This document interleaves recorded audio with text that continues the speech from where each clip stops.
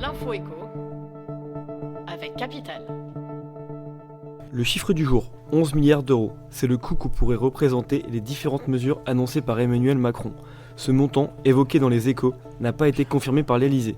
Le secrétaire d'État à l'action et au compte public Olivier Dussopt prévoyait plutôt une facture comprise entre 8 et 10 milliards d'euros. Évoquant un état d'urgence économique et social, le président de la République a promis plusieurs gestes pour booster le pouvoir d'achat. Augmentation de 100 euros pour les travailleurs SMIC, défiscalisation et désocialisation des heures supplémentaires et de la prime de Noël, hausse de la CSG annulée pour certains retraités.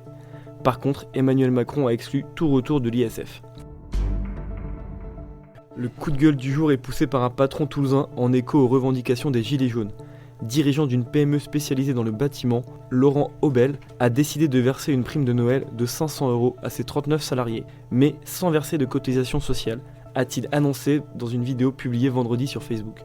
En refusant de verser ses cotisations dues, le patron voulait faire d'une pierre deux coups, comme il le précise. Il se joint ainsi à la contestation sociale, tout en faisant un geste pour ses collaborateurs. Un cadeau risqué. L'URSSAF pourrait le contraindre à payer le double des charges prévues. Sa vidéo, vue 870 000 fois en 5 jours, inspirera-t-elle d'autres patrons ? L'info pratique Capital. Au moment de choisir une maison de retraite pour un proche, le prix est un des principaux critères retenus. Capital.fr a ainsi comparé les tarifs des EHPAD. Département par département, vous découvrirez les maisons de retraite qui pratiquent les meilleurs prix et celles qui sont les plus onéreuses. Notre carte de France met en lumière d'importants écarts de tarifs. Une chambre seule dans l'EHPAD Saint-Bruno à Grenoble coûte, par exemple, 27,66 € par jour, mais la facture quotidienne grimpe à 235 € à la résidence Chaillot, dans le 16e arrondissement de Paris.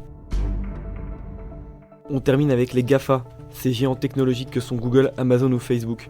Alors qu'ils ne payent presque pas de taxes en France, Bruno Le Maire a promis de rétablir une justice sociale. Seulement, pendant longtemps, Berlin s'y est opposé, craignant des rétorsions de la part des États-Unis, notamment sur l'importation des voitures allemandes.